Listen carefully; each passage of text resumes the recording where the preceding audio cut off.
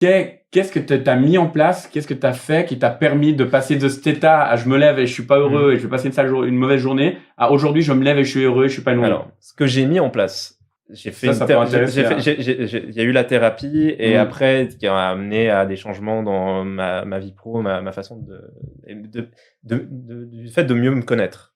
Ouais. Voilà. De mieux me connaître, ça c'est sûr que ça a énormément aidé. Maintenant, je pense que ce qui m'aurait fait du bien tout de suite, c'est même si t'es pas heureux ce jour J, le jour J, et que tu vois que ça commence à déraper, de se créer une perspective. Parce qu'on peut pas être heureux toute la vie. Non. C'est impossible.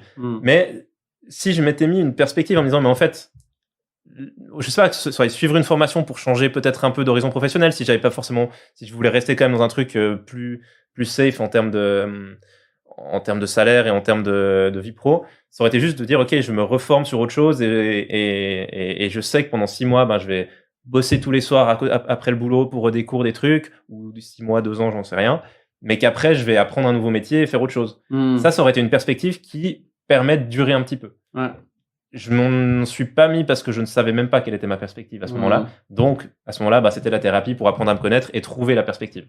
Mais voilà, je pense que si quelqu'un se lève le matin et qu'il n'est pas 100% satisfait depuis un certain temps, de se dire, mais ok, c'est quoi la perspective qui me rendrait heureux et de pas vouloir y arriver demain.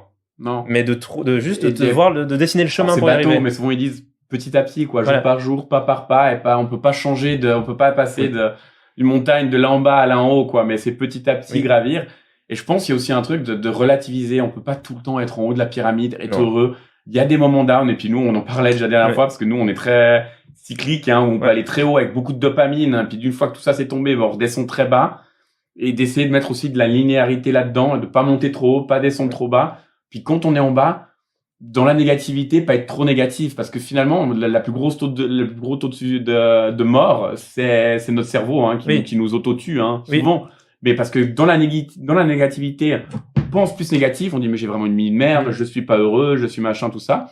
Ce qui nous plonge encore plus, et d'essayer de trouver des petites techniques un peu. Moi, j'ai lu sur la pensée positive, d'essayer de se mettre 2-3 trucs positifs. Il n'y a pas tout qui sera beau dans la journée, mais 2-3 petits trucs qui déjà permettent au cerveau de changer un peu de mood et pas de rester dans ce négatif.